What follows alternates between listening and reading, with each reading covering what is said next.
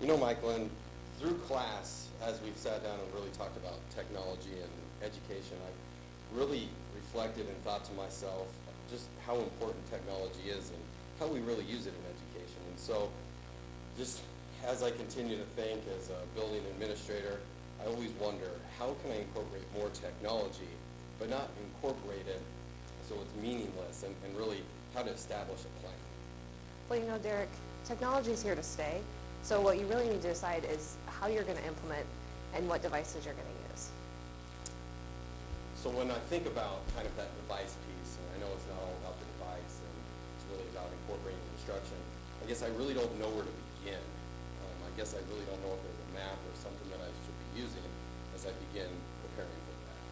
Have you ever heard of the technology blueprint? Mm-hmm. Well, you're in for a treat. The blueprint, it provides leadership. It will help your leadership team figure out what you need to do. It'll provide professional development, guidance.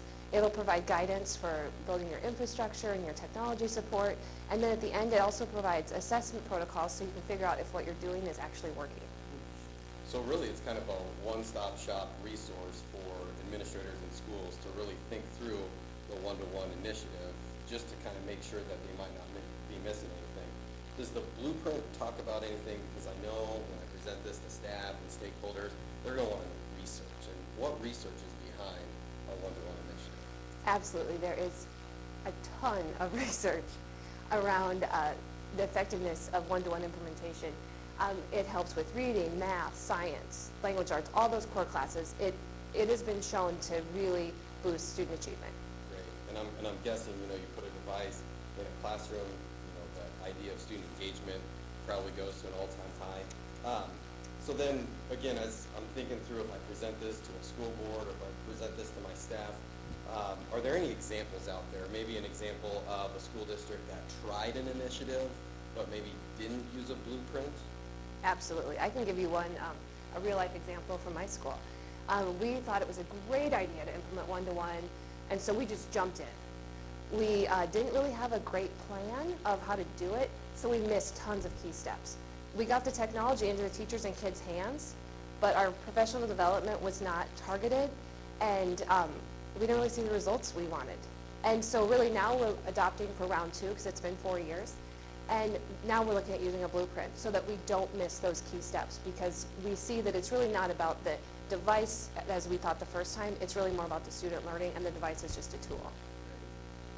Going back to what you said earlier about this one-to-one blueprint and kind of just taking those steps, what does that blueprint say about managing complex change? Because I know, in education, sometimes change is slow, so what does the blueprint really say about kind of that complex change and how to manage it? It is a great tool for managing complex change because it helps you understand without a vision, you're going to have a lot of confusion. Without the skills your staff and your students need, you're going to have a lot of anxiety. And without the incentives to really implement this fully, you're going to have a really gradual change. And without the resources, without the technology support, all those things that you need, you're going to have a lot of frustration.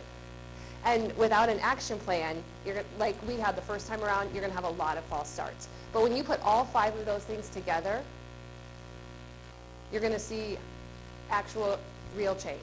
Great. So, again, great graphics. I believe wholeheartedly in that vision, skills piece. Going back to that list that you talked about, the blueprint, and I think about a lot of times with staff, our focus is on professional development, the structures that we have in place that kind of enhance learning for teachers that will trickle down into students. So in that blueprint, what does it say about professional development? Excuse me. In the blueprint, it really talks about making the professional development student-centered. So it's really a focus shift from what the teachers need to what the kids need. And then also, it's really helping the teachers understand that the technology is supporting the core curriculum. It's not the curriculum itself. So the technology is just a tool to help teachers teach better. So is there just a quick phrase or some quick points that you can give for that targeted professional development? Absolutely. We kind of call that the 5 J's of technology. Make sure it's job related. It's just enough. They don't have to be experts. They just need to give it a try.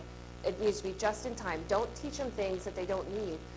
Like in the summer, if they need to learn how to use technology for a project they're gonna do in November, teach them in November. Don't teach them in June and then hope they remember. Make sure you have a backup plan, because we all know, just in case things don't go well, sometimes you need a backup plan. And the last thing is just try it. Make sure you have a culture in your district that is supportive of teachers giving it a try, and if things don't go perfectly, make sure they know it's okay. You know, another thing, as I heard you kind of talk through that professional development, I think a big thing with technology I hear all the time from teachers and community members is that it's unreliable, and that how am I supposed to teach using a one-to-one or using a device if it's constantly crashing or going down. So, as I look at this blueprint you're talking about, what would it say about that needed support and technical? It's really super important to build a team. You need to have the infrastructure and the technology support in place first. If you don't have those things, it's useless to try and put devices in kids' hands, because you have to have that support or your initiative is gonna fail. It's like when we went through those 5 boxes of things you need, that one would cause a lot of frustration.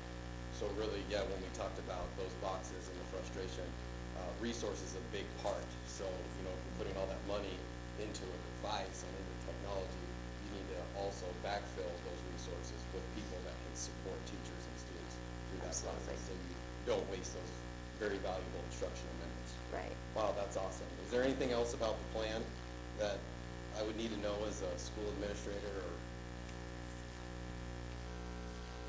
Just, kids are worth it. Great. So when I think through this whole process, you did